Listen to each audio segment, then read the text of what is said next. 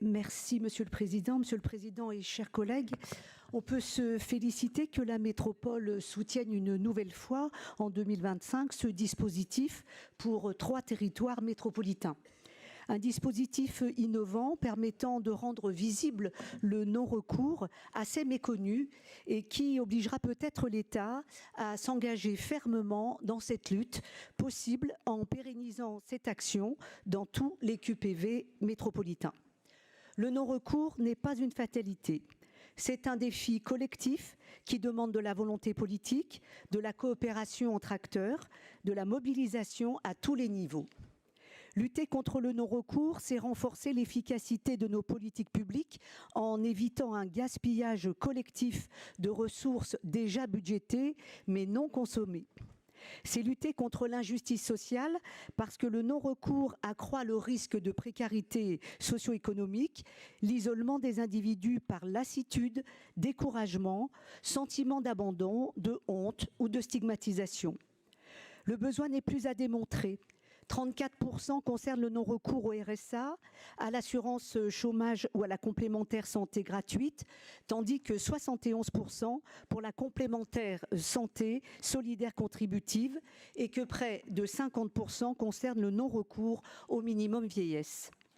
L'expérimentation est intéressante en préconisant le aller vers, la connexion avec territoire zéro chômeur de longue durée, la création de nouveaux outils, la coordination des différentes institutions ou la simplification.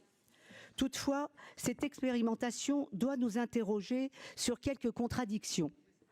Alors que les politiques sociales vantent le nouveau concept du aller vers, les institutions se coupent de l'allocataire, particulièrement dans nos quartiers.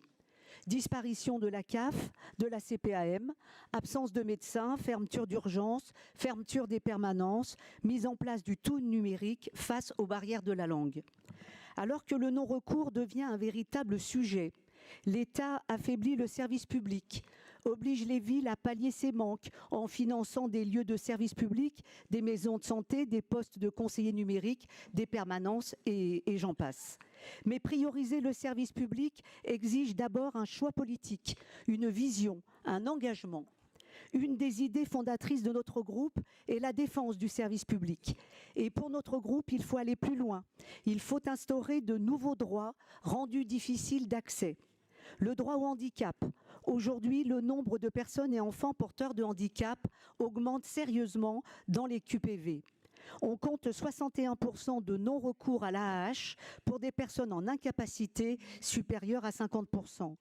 Délai d'attente rallongé, manque de médecins, difficulté de trouver un orthophoniste, autant de raisons de renoncer à la demande d'aide. Le droit à la santé mentale, véritables enjeux de société, souvent liés à nos modes de vie contemporains, les maladies mentales sont entourées de nombreux stéréotypes et les personnes concernées trop stigmatisées. L'actualité nous invite sérieusement à reconsidérer et à reconnaître ce droit. Enfin, le droit à une alimentation sûre doit être réaffirmé comme besoin fondamental. L'aide alimentaire et l'alimentation d'urgence sont en souffrance. Les structures manquent de moyens. Ceux de l'État diminuent alors que les multiples nouveaux demandeurs attendent, et ce, au regard de la conjoncture économique. Redonner du respect et de la dignité à chaque personne, redonner confiance à ceux qui se sentent abandonnés, accorder de nouveaux droits, tels devraient être les objectifs de la lutte contre le non-recours à long terme pour contrecarrer l'affaiblissement de nos politiques sociales. Nous voterons bien évidemment pour cette délibération.